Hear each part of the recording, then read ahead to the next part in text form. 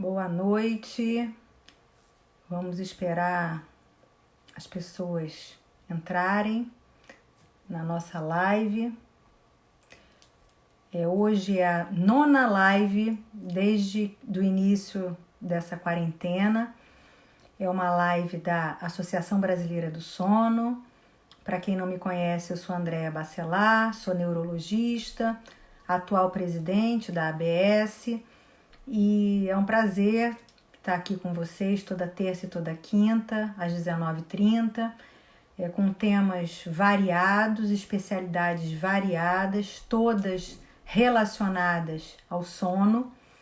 E é muito importante, né, a gente fazer essa live. Quantas pessoas começaram a se interessar, não só pessoalmente, não só por problemas próprios de sono, como profissionais da área de saúde, entendendo essa diversidade que é o sono, né? Entendendo que o sono, quer dizer, não existe o médico, que nem existe a especialidade de medicina do sono, ainda não existe, né? A gente tem a medicina e a medicina do sono é uma área de atuação, hoje, de 6 especialidades médicas, né? O neurologista, o pneumologista, o otorrinolaringologista, o psiquiatra, a clínica médica e a pediatria são especialidades médicas que têm como área de atuação a medicina do sono, ou seja, eles podem se especializar em medicina do sono. E, logicamente, acho que todas as áreas da medicina merecem ter como área de atuação, porque o sono, enfim, acontece 1/3 da vida de todos os pacientes, de todas as especialidades médicas. Mas a finalidade dessa live, né, junto com a ABS, é demonstrar que hoje tem psicologia do sono, fonoaudiologia do sono, fisioterapia do sono, os técnicos em polissonografia, os biólogos, né, trabalhando na cronobiologia, na pesquisa experimental tão importante para o conhecimento dos transtornos do sono e para a aplicabilidade desses tratamentos. Então, é uma imensidão de pessoas, de especialidades que trabalham junto. Então, isso aqui é muito importante, e a gente teve a oportunidade, né, nessas 8 lives que aconteceram, que estão gravadas, estão no nosso canal do sono no YouTube, e essa também será gravada. Ela fica no IGTV da bio do Instagram e depois vai para o canal do YouTube também. Bom, essa live de hoje é super esperada. Nós estamos... o tema é muito interessante. Deixa eu ver aqui se a nossa entrevistada já está aqui. Na verdade, entrou o Instituto do Sono, mas não tem aqui a solicitação para participar. Tem uma solicitação aqui, então vou pedir aqui. Vamos ver aqui. Estou aguardando. Então, a gente vai hoje falar, olha que interessante, ansiedade. Olá! Olá, Andréia, como Tudo vai? bom? Então, Obrigada a por esse entrevista... convite. que eu que agradeço. A doutora Mônica Andersen é a nossa convidada de hoje. A doutora Mônica, ela é professora associada da Unifesp e é diretora do Instituto do Sono.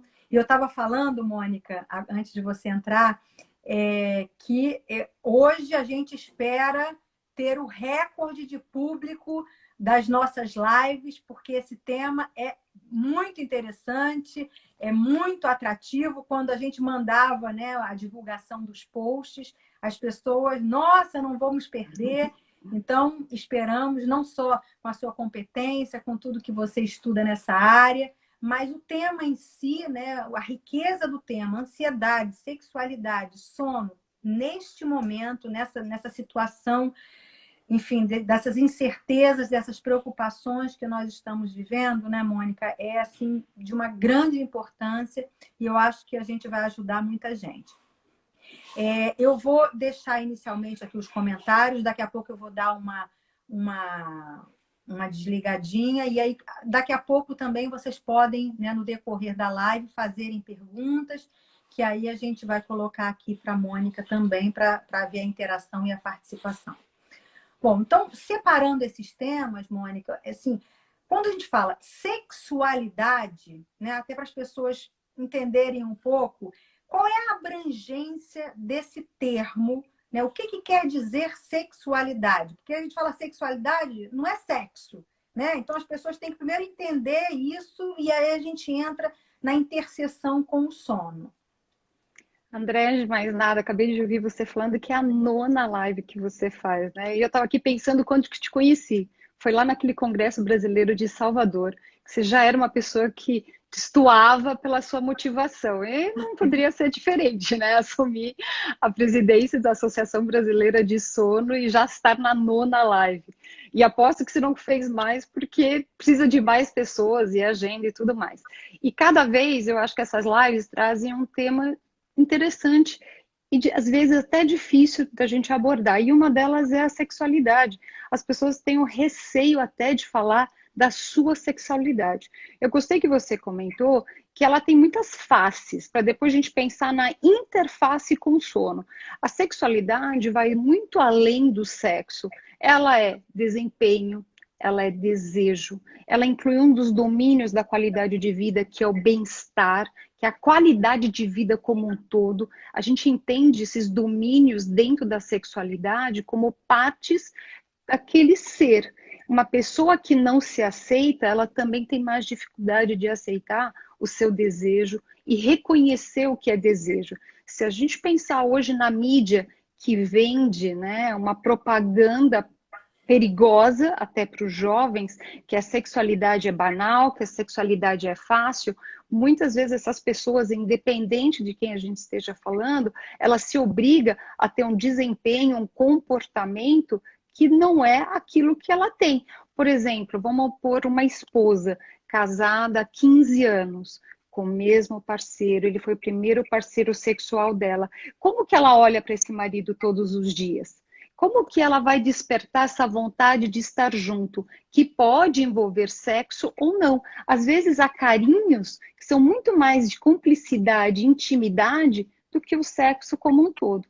E se a gente pensar agora nessa associação com o sono, fica mais difícil ainda. Se a gente tem 1/3 das nossas vidas que representa a palavra sono, que deveria ser com qualidade. Se ele não está sendo feito de uma forma adequada, com higiene do sono, dentro, né, daquilo que a gente diz de medidas que podem favorecer esse padrão de qualidade de sono, a sexualidade como um todo é comprometida, seja no seu desejo, seja no seu desempenho, na sua eficiência e na sua satisfação. Só para provocar todo mundo que está assistindo aí, Andréia, tem um trabalho que é um dos raríssimos que foram feitos com mulheres, porque nós mulheres temos uma oscilação hormonal que não é só mensal, né? Às vezes até diárias a gente sobe de manhã e desce os hormônios. Como é que querem que a gente tenha o mesmo humor se cada hora a gente está com um nível diferente de hormônio? Exatamente, imagina, você está ali na pandemia, comendo um pãozinho no café da manhã, aí chega o parceiro falando assim, mais um pãozinho? Ah, não há quem tenha desejo 2 horas depois, né? Mas só para dar uma pitada do que nós vamos conversar hoje nesse tempo, que é assim, um desses trabalhos mais difíceis que foram feitos com mulheres, eles rastrearam por algumas semanas e mediram o tempo de sono delas. E as mulheres que dormiam menos de 6 horas por noite, Andréia, relatavam menos satisfação sexual. E quando tinham atividade sexual, elas diziam ter menos prazer. Isso mostra que não é só o parceiro dando a informação para essa mulher ter motivação sexual. Se ela não tiver o sono de bagagem, ela também não tem essa satisfação, esse prazer. Então vamos agora aprofundar. Como é que um sono ruim, e quando a gente fala sono ruim, né, Mônica, a gente tem uma classificação internacional dos transtornos de sono que a gente tem mais de 100 transtornos de sono. Então, o sono ruim não é insônia ou apneia do sono, quer dizer, são os carros-chefes, são, na verdade, a gente tem 1/3 da nossa população sofre de apneia, enfim, mas ter um sono ruim, o que que isso vai interferir, como isto vai interferir na nossa sexualidade? Posso começar pelos homens, pela apneia? Pode, pode. Um estudo do Instituto do Sono mostrou que 1/3 da cidade de São Paulo tem apneia obstrutiva do sono, ou seja, pausas respiratórias frequentes. No caso, isso é uma amostra representativa da cidade de São Paulo. Se a gente pensar exclusivamente nos homens, 40% dos paulistanos têm essa doença que a Andrea comentou muito bem, que é um dos carros-chefes dos laboratórios de sono e um dos mais prevalentes. Se a gente pensar 40% dos homens têm apneia do sono, nós vamos ter uma série de consequências. Normalmente na mídia se fala obesidade, associação com diabetes, alteração de colesterol, triglicérides, mais problemas cognitivos, mais sonolência excessiva. Mas o que é pouco abordado, e por isso que eu gostei tanto quando você fez o convite, André, é da gente falar da sexualidade. Este homem com apneia, ele fragmenta seu sono. 5, 10, 15, 20, mais de 30 despertares por hora, ou seja, ele faz pausas respiratórias que acorda o cérebro dele, faz um despertar e ele sai do sono. Cada vez que ele faz isso, ele fragmenta o seu sono e ele fragmenta e prejudica a liberação do hormônio sexual masculino, que é a testosterona. E essa testosterona é liberada quando a gente sonha. Justamente nessa fase REM, que é o dos sonhos, a gente deixa de liberar mais testosterona para este homem, que é um dos prejuízos da apneia, menos comentado, e aí pode desenvolver disfunção erétil. Por que o que eu digo pode? Porque tem homem com apneia que não tem esse prejuízo sexual, mas a maior parte passa a ter essa redução da motivação. É um homem com menos desempenho sexual e ele, como um todo, começa a sofrer esse prejuízo. E ele fica recatado, ele não tem coragem de comentar isso com a sua parceira. E quando ele vai no médico do sono, da Associação Brasileira de Sono, né, André, que tem que ser um especialista certificado, ele às vezes também tem receio de falar isso com o médico. Então, vai aqui meu alerta para os profissionais da área de saúde perguntarem: e sua vida sexual, como é que vai também? E olha, já tivemos aqui um comentário de um homem que tinha apneia do sono e acordava cansado e também um depoimento que alterava a sexualidade. Verdade. Uma coisa interessante, Mônica, que realmente, quando chega um paciente no consultório, porque hoje vem da seguinte maneira: ela que me trouxe, estou aqui por causa dela. Sim. Aí, porque ele ronca. E só veio porque conseguiu o videozinho gravando, porque a pessoa diz que não ronca, né? Essa é a realidade. Não, eu não ronco. Como é que a pessoa pode depor de uma manifestação que acontece quando ela dorme? Quando a gente pergunta, tá cansado, sonolento? Às vezes tem um sim nessas discussões, mas quando a gente fala, você sabia que a apneia do sono pode interferir nas funções sexuais, né? na potência sexual? Aí o homem arregala o olho e aí ele quer se tratar. É impressionante como essa interferência. Eu queria que você falasse dos estudos, quer dizer, como é que funciona essa sexualidade para o tratamento. Quer dizer, quanto que o indivíduo só se trata, porque ele não diminui o peso, ele não faz a dieta, ele mal toma o remédio para a hipertensão. E aí, por que quando a gente fala que a sexualidade pode estar comprometida, isso gera, né, um pânico e aí aceita o tratamento? Muito bem pontado, Andréia, que é assim, né? Você fala numa plateia geral ou para os pacientes no consultório que tem que usar esse aparelho maravilhoso que chama CPAP. E qual é a frase que vem de volta, né? Não vou usar, não vou dormir de máscara, não vou conseguir. A esposa quer um marido ali, né? Quieto, sem roncar, mas ela também fica um pouco na dúvida. E aí você diz o valor, aí desiste, a aparência, aí desiste de fato, aí você diz assim, olha, mas vai melhorar a sua vida sexual. Quanto que custa mesmo? Dá para parcelar em 5 vezes, né? E é isso. Por que as pessoas aceitam mais o CPAP quando você fala da vida sexual melhorada? Porque Vida sexual é um dos pilares da gente ter uma vida melhor. Ou seja, a vida sexual está atrelada à nossa vida como um todo. E se a gente não dorme direito, você vai ter um prejuízo sexual que pode te afastar do parceiro ou da parceira, pode te dar um problema hormonal. E sexo é vida. Tem várias propagandas por aí, né? Sexo é vida porque as pessoas se sentem vivas. Uma das coisas que a gente observa é quando uma pessoa está apaixonada. E não é só o ato sexual, porque ela está envolvida. E o sono com qualidade faz a gente se sentir mais próximo de alguém, aumentar esse contato físico. Só que a apneia diminui testosterona. Este homem tem menos motivação para sair da cadeira, não quer passear no shopping, não quer fazer interações com a sua família de forma física, ou seja, fazer uma caminhada, um exercício, porque ele tem menos motivação. E na hora que ele vai para a cama com a sua parceira, ele também tem dificuldade, porque ele não consegue, às vezes, ter a ereção peniana. Se ele tem ereção, ele tem, às vezes, ejaculação precoce, ou o fato que é menos comentado na literatura de homens com apneia que tem uma ejaculação retardada, eles demoram muito tempo para conseguir fazer o ato sexual final, que é a ejaculação. E com isso há um desgaste físico que ele já não tem, porque ele está acima do peso, ele está menos motivado, e a demanda para ele conseguir ejacular é muito mais difícil. E ele acaba desistindo do ato sexual porque ele nem consegue chegar até lá. Uma vez veio um paciente para o Instituto do Sono se queixando de mais de 40 minutos que ele tinha o ato sexual, só que ele não conseguia chegar ao orgasmo. E às vezes ele contava que quando ele prolongava isso, às vezes era mais de 1 hora para ele conseguir a ejaculação. No caso, a parceira não tinha o mesmo fôlego, a mesma situação que ele de aguentar, e ela acabava desistindo, o que frustrava ele. E aí se imagina isso dentro de um casamento, como é que fica?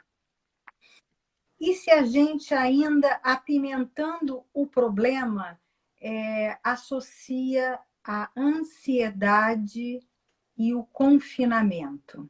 Quer dizer, como estão a vida sexual e a própria sexualidade individual nessa pandemia, Mônica? Gostei que você trouxe nosso contexto, uma pandemia sem nenhum precedente na história da humanidade. Se a gente imaginar nessa cidade maravilhosa que você mora, Andréia, carnaval, nós estávamos aí, fevereiro, Marquês de Sapucaí, milhares de pessoas e a gente não conseguia nem no pior dos nossos pesadelos, que dali a alguns dias, durante o carnaval, já houve a primeira morte documentada. E aí, nas semanas seguintes, nós estamos testemunhando o que está acontecendo. Outro dia eu assisti uma live interessante que um senhor diz assim: minha maior vitória da pandemia foi ter saúde e aguentar minha mulher todos os dias. Por que isso? De uma hora para outra, nós fomos confinados e tivemos a obrigação de distanciamento social. Eu não tenho mais a sociedade perto de mim, eu tenho confinamento dentro de uma casa e várias pessoas com personalidades diferentes que só se encontravam de manhã para o café da manhã e olha lá, e se encontravam à noite para o jantar e olha lá, agora elas fazem todas as refeições juntas, elas têm que coabitar computador, tablets, celulares, espaços. Enquanto você está nessa live, os filhos estão aí distribuídos pela casa. Como fazer isso sem gerar ansiedade? Praticamente impossível. E a ansiedade, ela libera situações no nosso corpo de neurotransmissores, de hormônios que prejudicam o meu sono. Prejudicando o meu sono é aquela cascata do início da minha fala que vai levar, em última instância, até problema sexual. Tendo problema sexual, eu crio mais ansiedade, que me leva a dormir menos, e com isso eu tenho hormônio de estresse, que é o cortisol, eu tenho baixa da serotonina, que me dá um bem-estar incrível, só que na pandemia tá todo mundo com serotonina rebaixada. E eu vi algumas lives que você propôs, mais incidência de luz. Mora num apartamento, não tem como descer para áreas comuns, fica perto da janela.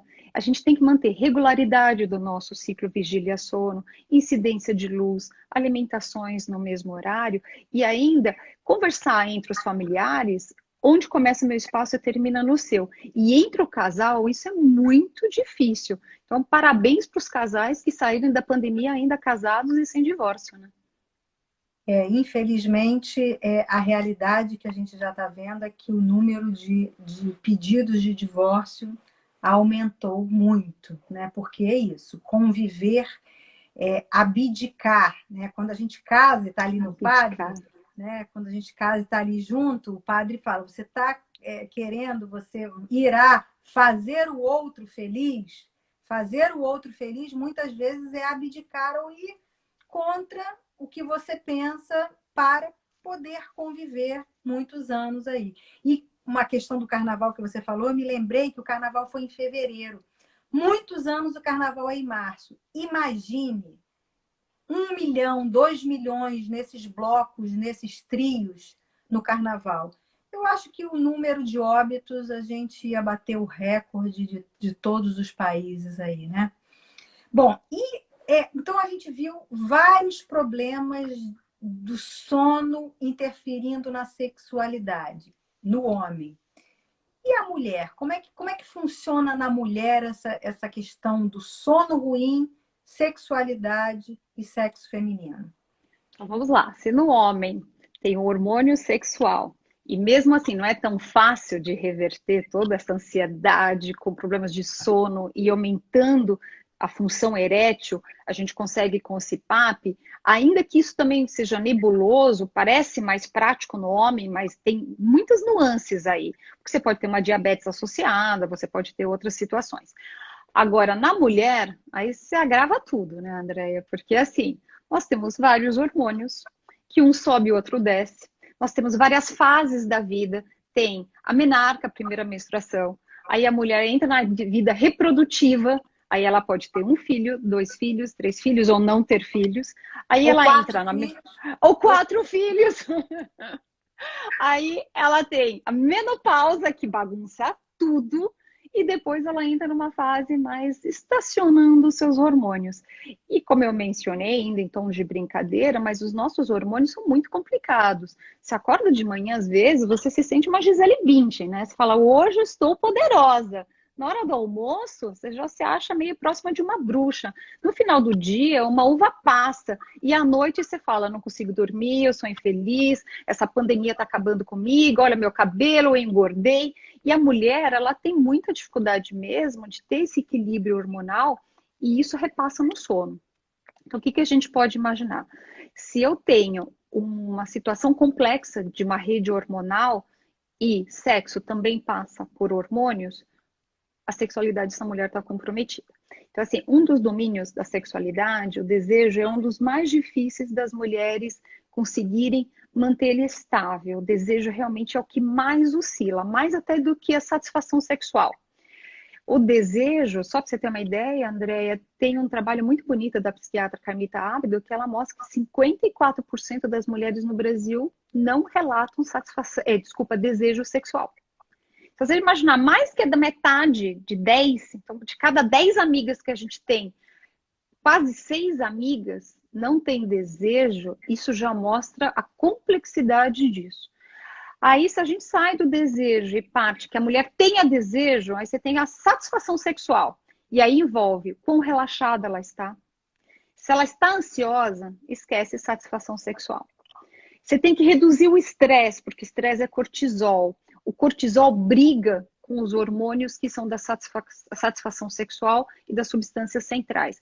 A gente vai ter conflitos muito complicados. E o sono quebra tudo isso daí. Então, o que a gente tem que fazer? Relaxar. Como relaxar em pandemia? Primeiro, a sugestão que eu faço, que eu dou, é manter a regularidade do seu sono. Mantendo essa regularidade, a dinâmica familiar, a dinâmica conjugal. As pessoas não gostam muito do agendamento para atividade sexual entre um casamento, mas eu tenho lido alguns trabalhos mais recentes dizendo que assim como a gente colocava uma reunião na nossa agenda, a gente tem que colocar um momento a dois. Momento da mãe com o filho, da mãe com a filha, do pai com o filho, que a gente tem que pôr isso, porque por ser família a gente acaba deixando para segundo plano. Tudo é mais importante, todas as demandas, todas as lives, todas as tarefas online que a gente está fazendo, mas que o momento a dois é muito importante. E isso faz com que a ansiedade seja um pouquinho mais amenizada, que faz meu dia melhor. De novo, não precisa ser só o ato sexual. Um casal que pode deitar na cama, de camisola, de pijama, fica ali se tocando, um carinho no cabelo, lembrando os velhos tempos, assistindo um filme juntos, pipoca, liga uma lareira, olha quanta coisa boa que dá para fazer, que continua sendo cumplicidade, e isso faz com que a gente consiga sair dessa pandemia, né? Se Deus quiser, o melhor possível em termos de integridade física e psíquica. Mônica, tem uma pergunta aqui interessante, que é o seguinte: o parceiro do paciente que ronca e tem apneia, não é o paciente em si, o Uhum. parceiro, também pode ter alteração da sua sexualidade? Sim. Muito boa essa pergunta. A gente fala muito, paciente com apneia tem problema sexual. É, A mulher com insônia tem problema sexual. Agora, vamos imaginar a esposa de um senhor que ronca 75 decibéis, que é equivalente a um caminhão, que faz 30, 42 pausas respiratórias por hora, e ela escuta aquele movimento, né? E ela fala, agora que ele vai morrer. E ela fica atenta ao sono e às pausas respiratórias desse parceiro, que fragmenta o sono dela. Ela já vai para a cama preocupada, porque ela tem anos de amor, de respeito, família, e ela fala, uma hora ele vai morrer. E essa mulher, ela acaba tendo fragmentação do seu sono, ela não tem um sono consolidado, e ela acorda de manhã cansada, e ela vai ter todos os prejuízos da privação de sono, entre elas, rebaixamento dos hormônios importantes para ela ter desejo sexual. Fora isso, ela carrega fadiga, privação de sono leva ansiedade, volta aquela cascata de novo. E a questão de reposição hormonal? Como é que é lógico que na menopausa a testosterona da mulher também, né, fica Uhum. bem limitada. Tem a própria questão da idade, de você se aceitar lá com 50, 60 anos, muitas vezes com o mesmo parceiro por longa data. Quer dizer, como é que a gente mantém viva essa sexualidade, essa aceitação do próprio envelhecimento, né? Porque hoje o culto à beleza, né? A mulher não pode ter uma ruga, tem que botar um monte de botox, um monte de preenchimento, um monte de coisas. Como é que fica hoje nessa concepção de beleza esse envelhecimento da mulher? André, você disse uma palavra que eu acho que responde tudo: aceitação. Se aceitar os 20, se aceitar os 30, se aceitar os 50, se aceitar os 60. É impossível aos 60 ter fibras de colágeno dos meus 20. Se a mulher aceitar que ela vai ter essa famosa gordurinha aqui, que é uma das características que vem com a idade na mulher e associada com a menopausa, aquela gordura do sutiã que mulher nenhuma gosta. Mas se a gente aceitar que isso é um processo de transformação, e que ela é permanente. Pode fazer plástica, pode fazer medidas estéticas. Eu nem estou aqui para dizer a favor ou contra, mas ela tem que aceitar. Ela tem que aceitar tanto o procedimento ser necessário, se ela quer, como aceitar a situação de um envelhecimento sem nenhuma interferência externa. Se aceitando, diminui a ansiedade, os hormônios do estresse ficam reduzidos e pode-se procurar, nós temos, né, no Instituto do Sono, uma ginecologista do sono, a doutora Helena Schuh, que ela trabalha justamente isso, essa fase da menopausa, que vem com situações fisiológicas que a mulher não está necessariamente informada ou preparada. Ressecamento vaginal é uma delas. Tem que ter essa conversa, essa comunicação com o parceiro, que talvez ela tenha que fazer recurso de uma pomada para o ato sexual continuar sendo prazeroso. Porque imagina, ressecamento vaginal, não quer contar isso para o parceiro de tantos anos, que antes o sexo era até bom e ela gostava, e de repente ela vai dizer que ela gosta, mas que ela sente dor, ela se sente inferiorizada. Aceitar essas alterações todas do corpo, que não é só cabelo branco, não é só ruga embaixo do olho, mas que também a parte sexual tem que ser muito bem trabalhada no casal. Assim como o homem, a potência erétil dele dos 15, 20, não vai ser perpetuada por até os últimos dias dele. Vai ter uma diminuição dessa potência, dessa rigidez. Mas se ele tiver satisfação num carinho, e hoje também nós temos vários grupos médicos que tratam para o homem ter mais tempo essa ereção para se satisfazer e satisfazer sua parceira, parceiro, né? Então, eu poderia afirmar que um bom sono melhora o sexo, a nossa sexualidade, a nossa relação sexual e vice-versa. Exatamente. Como é que, assim, o sexo, quer dizer, fazer sexo com seu parceiro antes de dormir, isso interfere na arquitetura, na melhora do sono? Como é que a gente poderia até instruir os nossos pacientes nesse sentido? Vamos imaginar que é uma relação bidirecional. Você falou assim, vamos dormir. Um sono bom leva a um sexo melhor. Porque não só, e aí os homens sabem disso, né? Acabou o ato sexual, quantos homens não dormem em seguida? Porque vem um relaxamento. O sono após o sexo, ele tem mais sono de ondas lentas, Andréia. Mais a fase N3. Por isso que é tão prazeroso se dormir bem depois de um ato sexual. Se tiver prazer associado, aí a gente tem algumas substâncias, como por exemplo a dopamina, a serotonina, que são indutoras de sono. O sexo com satisfação sexual leva a um sono melhor. Um sono melhor, adivinha o que acontece? Normaliza meus hormônios, diminui a minha ansiedade, me dá mais autoestima, me dá mais plenitude, mais alegria, que me faz viver melhor com o meu bem-estar, com a minha situação cotidiana, que eu vou dormir com mais facilidade, e eu dormindo com mais facilidade, você tem esse feedback positivo que a gente chama. Se quebrar um deles, aí a gente começa a ter problema. E nessa pandemia é isso que tem acontecido.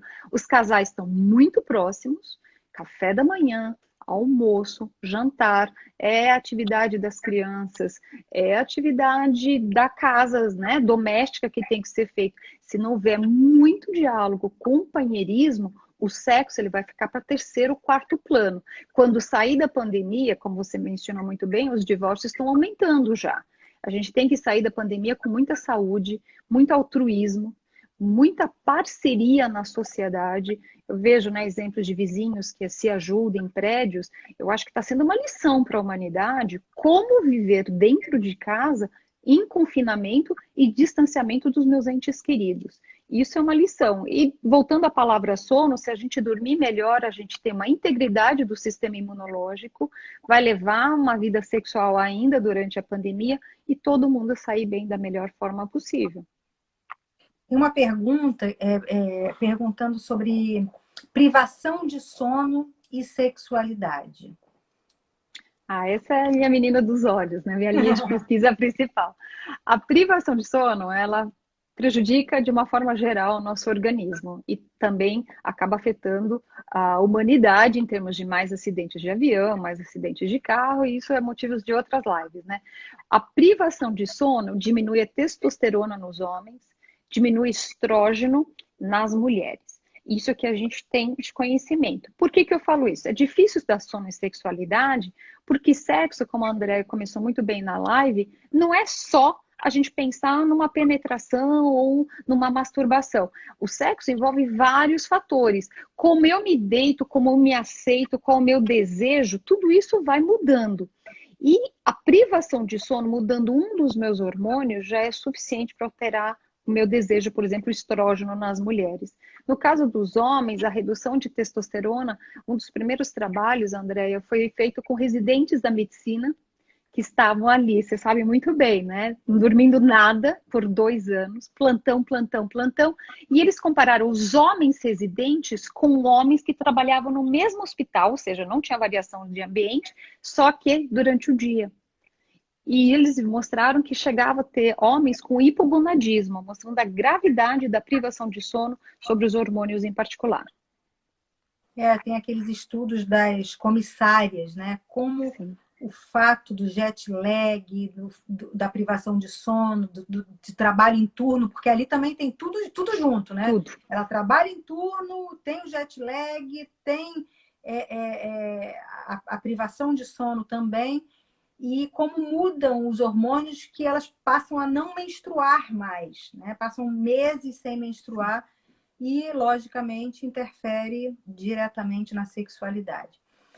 Uma pergunta assim, que me veio agora, porque a gente fala tanto do que fazer na pandemia para essa população. Então, a gente fala muito dos horários, da higiene, de fazer esse novo hábito, né? De tentar o exercício físico, tomar o sol, evitar a cafeína, mesmo que o horário mude, que a gente acorde mais naquele horário. Uhum.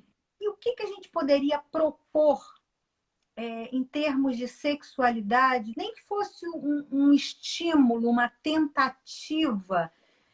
Já estamos há 3 meses, né? Daqui a uma semana faz 3 meses que nós estamos nessa nova realidade. E algumas pessoas não estão aguentando, não estão se aguentando e não estão aguentando o outro. Então, o que em termos de sexualidade, a gente poderia agregar? Eu sei que a gente não tem trabalho sobre isso, pandemia é uma coisa nova, nós estamos escrevendo, né, essa história, a gente está escrevendo como a doença se manifesta, como se trata essa doença, os efeitos colaterais que eu chamo da Covid-19 na nossa população, insônia, depressão, burnout, estresse pós-traumático, os profissionais de saúde terão muito problema de saúde mental, né? Sim. Enfim, o que a gente pode ajudá-los em termos de sexualidade, Mônica? Gostei da pergunta provocativa, se você me permite, André, pelos anos que a gente se conhece. Então, assim, assim, completamente empírico, porque não tem estudo. Até 3 meses atrás, a gente só tinha ouvido falar de um vírus na China. Ele atingiu a humanidade. Assim, empiricamente aqui falando, a minha sugestão é fazer algo, vamos imaginar que eu vou chamar de uma mulher Maria e um homem João, tá? A minha sugestão é que J vem antes de M, então vamos começar com João. Ele vai relatar para Maria aquilo que ele gosta muito em termos de intimidade e ou sexualidade. E na primeira noite ela vai satisfazer o que o J, o João, gosta. Eu gosto assim, eu gosto assado, até para melhorar essa comunicação. Porque às vezes passam-se 15 anos de um casamento e depois de muito tempo você fica até sem graça de dizer aquilo que você não gostava, aquilo que você gosta. Então, minha sugestão para a noite 1, aí que é possível, o J vai falar para a M o que ele gosta. Na noite seguinte, a vez da M, Maria, ela vai relatar para o João aquilo que ela gostaria. E na terceira noite, isso não precisa ser consecutivo, isso é conforme permite, né, a dinâmica familiar, os dois vão tentar se somar. E pode ser João com João, pode ser Maria com Maria, e assim, a ideia é que a gente converse até mais sobre sexo. Porque se falar sobre meus anseios, os meus medos, imagina uma mulher que está com medo de engravidar nessa fase. E ela não usava preservativo com seu parceiro, porque muitos anos juntos. Mas agora ela está com medo de engravidar por causa desse vírus que está solto aí, que a gente não tem estudos diferentes de Zika sobre as consequências no feto. Tem um trabalho de transmissão vertical feito na França de uma menina de uma jovem de 23 anos. É o único caso que a gente tem de transmissão vertical até hoje, né? Com o Covid. Então, assim, que essa mulher que ela está com receio de engravidar, expor para o seu parceiro, falar assim, vamos voltar a usar preservativo nessa fase, só para não engravidar? Ou imagina se ela está tentando engravidar. Uma população que outro dia vi no noticiário, que é pouco comentada, são das tentantes. Mulheres que estavam em tratamento de reprodução assistida e tiveram que ser interrompidos. Então, nós temos a sexualidade, ela passa por vários contextos que estão acontecendo na pandemia. Então, a minha sugestão é um jogo picante, de alguém falar um dos lados, né? E o outro tentar satisfazer, porque satisfazer, como você falou bem no matrimônio, no casamento, não é abdicar para tentar fazer o outro feliz. Vamos tentar fazer o outro feliz e dar, que a gente chama de empatia, também tem relação com a nossa satisfação até sexual. Gente, então, olha, uma dica nova que a gente não colocava ali, né, nas dicas, né, do sono, mas que faz parte, a sexualidade faz parte. A gente nasce e a gente tem a fase oral, a fase anal, a fase. Não tem isso tudo a gente não aprende isso tudo na infância, na adolescência, o autoconhecimento. Então, acho que a gente tem que acrescentar isso aí, sim, que é extremamente importante. Quando a gente tem o nosso bem-estar, quando a gente está satisfeito, quando a gente satisfaz o nosso parceiro, isso também gera bem-estar, né? O mesmo bem-estar que eu acho que quando a gente tem, quando a gente faz uma caridade, né? Quando você ajuda o próximo agora nessa pandemia, né? A gente vê inúmeros movimentos, é aquela sensação, né? Aquela ocitocina que é liberado por você estar ajudando o próximo ali. Então, eu acho ótimo, eu acho muito interessante a gente estar falando sobre isso. Agora, você que estuda muito sexualidade, Mônica, é, essa epidemia de vários gêneros e várias formas do gênero, de você reconhecer a sua identidade de gênero, que não necessariamente é o gênero de sexo que você nasceu, homem, mulher. Lógico, associado a essa ausência do preconceito, quer dizer, as pessoas hoje têm uma aceitação muito maior, mas eu vejo, às vezes, como um grande exagero, né? Essa forma que, sinceramente, às vezes eu acho que existe até uma promiscuidade. Uma coisa é você não se identificar no corpo de mulher e você achar que você se sentir um homem, e vice-versa. Ou você ser homem e ter prazer e gostar de outro homem, ser mulher e gostar e ser homossexual ou homoafetivo. Mas você que estuda muito essa questão de sexualidade, como é visto, né, esse grande percentual de gêneros, de formas e de experimentos, né? Eu não sei o que eu sou, eu tenho que experimentar, é isso, é aquilo. Como é que você vê isso tudo? Vamos lá. Ao nascer, a gente tem XX ou XY. Ao decorrer dos anos, e aí vem influência de hormônios, que a gente chama de epigenética também, porque tem a genética, mas também tem o ambiente, as influências externas, podem sair várias opções, certo? Que é por isso que as letras vão aumentando. Mas a gente começou com XX ou XY. Depois a gente abre esse leque. Abrindo esse leque, eu concordo com você que hoje tem inúmeras opções. E os termos ficam até difíceis de serem acompanhados. Assim, tem tantos estudos mostrando que começam lá atrás, como estudos que começam na epigenética, ou seja, o ambiente poderia ter um fator importante sobre a minha genética. André, o que eu costumo dizer é assim, a pessoa é feliz? Ela é feliz como? Sozinha? Com uma outra pessoa? Ela é feliz como outra pessoa? Com XX, XY? Ela não aceita o Y dela, ela quer incorporar um X por meio de uma cirurgia, ela vai ser feliz? Ela trabalhou bem isso? Isso está muito claro para ela? Ótimo, é importante na vida. Eu acho que o nosso legado dessa terra é a gente ser feliz e proporcionar felicidade. Pode ser por meio do meu trabalho, e parabéns para os profissionais da área de saúde que estão enfrentando uma situação extremamente adversa para o bem maior de todos. Se nós sairmos dessa terra felizes, eu acho que fica valendo a mensagem. Só que para ser feliz eu não posso desrespeitar. Independente do XX ou XY, agressão social é complicado. Por exemplo, agredir o outro por causa de uma escolha. E eu concordo que também, às vezes, há o exagero que a gente pode chamar até de promiscuidade. Assim, eu posso ter o meu parceiro, mas não é porque eu tenho este parceiro que tanto faz o que ele é, XX ou XY, eu tenho que afrontar um casal de 85 anos que está sentado numa praça que eles não estão acostumados com isso. Eu tenho liberdade de expressão? Tenho, mas eu também não posso sair pelada na rua, porque existem regras. Então, eu acho que se a gente mantiver a sensatez e saber respeitar o próximo, a gente é mais respeitado. Eu acho que com isso essa troca fica melhor. E se eu não tiver vontade de ter um XX ou XY, porque hoje tem pessoas que elas se sentem assexuadas, e a gente está falando da ausência completa, né, do desejo, e não ter a satisfação sexual, nessa pandemia muitos estão isolados, seja por força física, né, porque o parceiro, parceira está em outro lugar, seja porque ela fez uma escolha.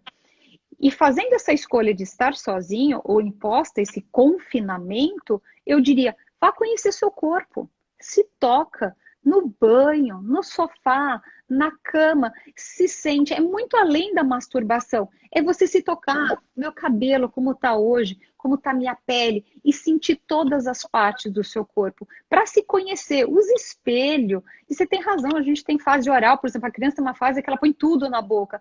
Boca tem muitos receptores de prazer. Então a gente tem esses receptores sensitivos que a gente toca e dá prazer. Então, toca na sua boca, toca na sua língua, vai passando os dedos, se toca nos órgãos genitais. E isso é uma forma, durante a pandemia, para aqueles que estão sozinhos, ou até né, com parceiro ou parceira do lado, para a gente se sentir melhor. Porque se conhecer também é um dos pontos que libera serotonina. Maravilha, gente. Então, sem preconceito, sem, enfim, cismas, vamos ter a liberdade desse autoconhecimento e dessa relação com quem a gente gosta, com quem a gente sente prazer, mas, mais uma vez, sem desrespeitar o outro, né? O nosso limite termina quando começa o do próximo. Então, a gente também quer ser respeitado. Então, eu acho que essa é a liberdade, né? A liberdade de expressão passa também pelo respeito, né, Mônica? Bom, a gente já está aqui, olha, já faltam quase uns 5, 10 minutos para a gente finalizar. Essa conversa voa, as coisas passam rápidas. Se alguém quiser fazer mais alguma pergunta, essa é a hora.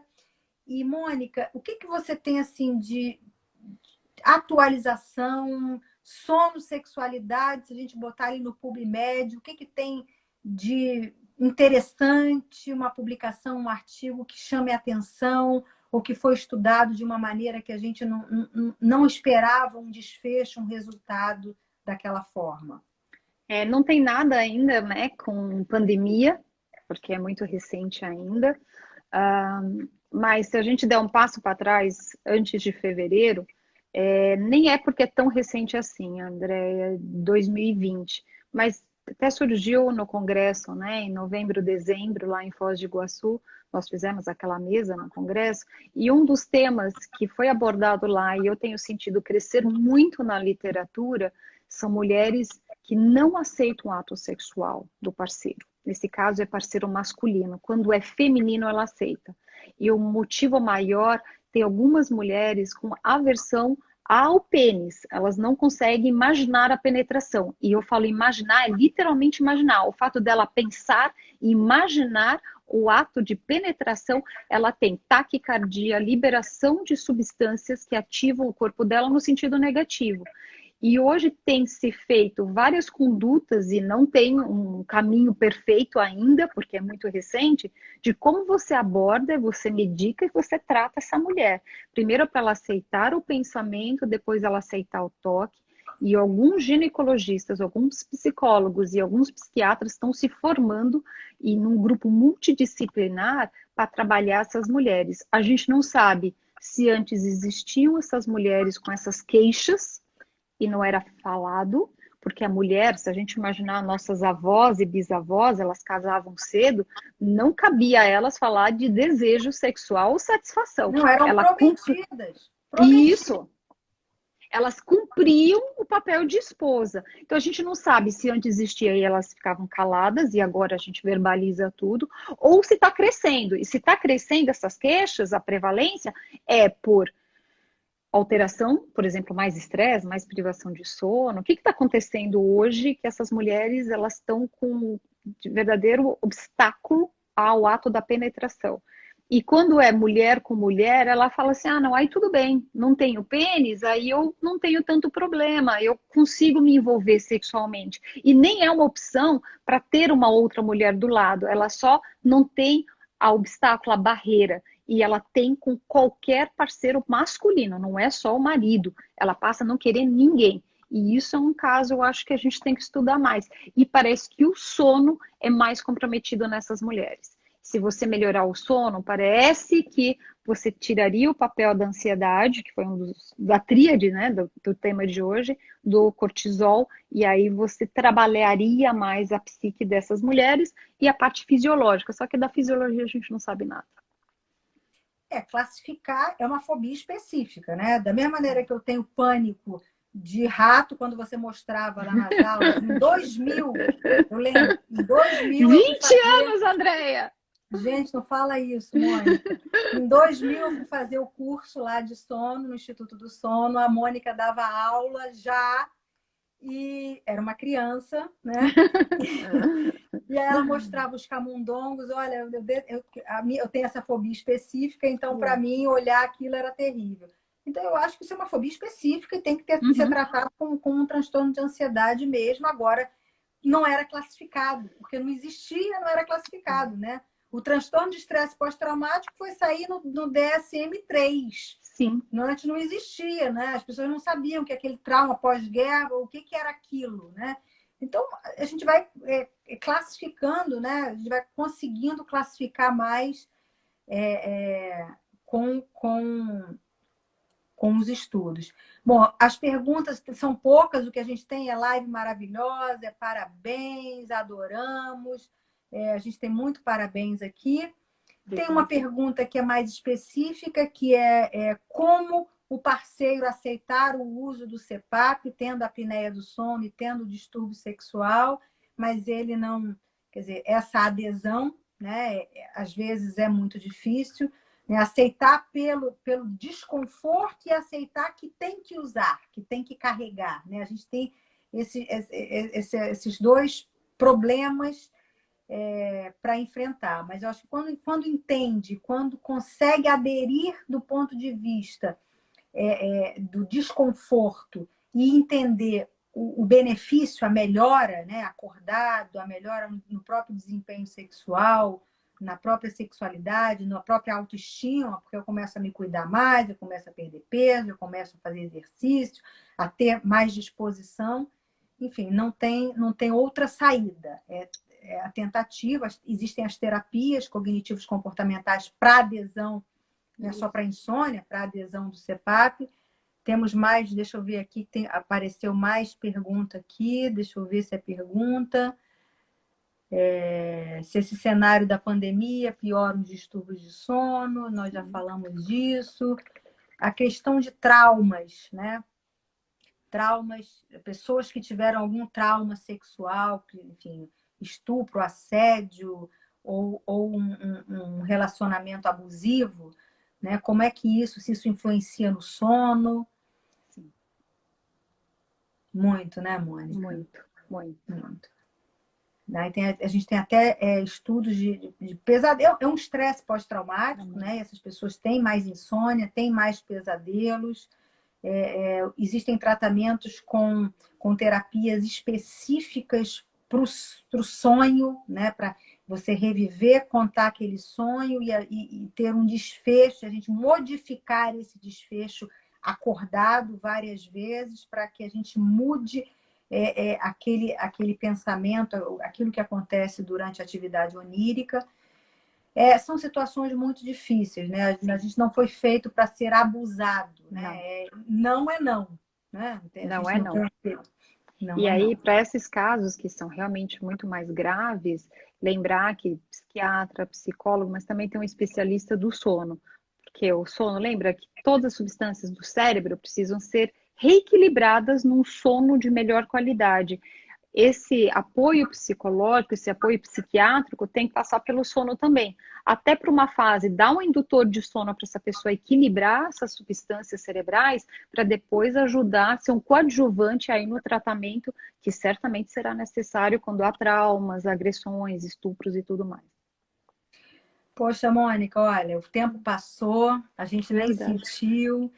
Foi muito bom, né? Muito elucidativo. É um tema que é muito pouco falado, muito pouco estudado, e você sempre brilhante. Eu agradeço muito. A gente teve sempre 70, 80 pessoas o tempo inteiro participando, né? Então, eu te agradeço muito, foi muito bom.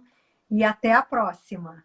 Até a próxima. André, outro dia uma colega do Rio de Janeiro falou assim, você pode indicar uma clínica aqui de sono no Rio? E eu falei, tem uma muito boa, né? E eu ia falar, né, Bacelar, quando eu recebo o laudo, adivinha onde ela tinha feito? Com você, né? E aí eu falei assim, o que é muito legal ver que antes de eu sugerir, a sua clínica já é referência. Parabéns pela sua motivação. A gente se conhece há 20 anos. Eu lembro de você em Salvador, assim, recém-ingresso no mundo do sono, mas super atuante. Quem diria 20 anos depois, agora vai sediar o Congresso Mundial. Tomara que, né, em 2021 a gente possa 21, fazer.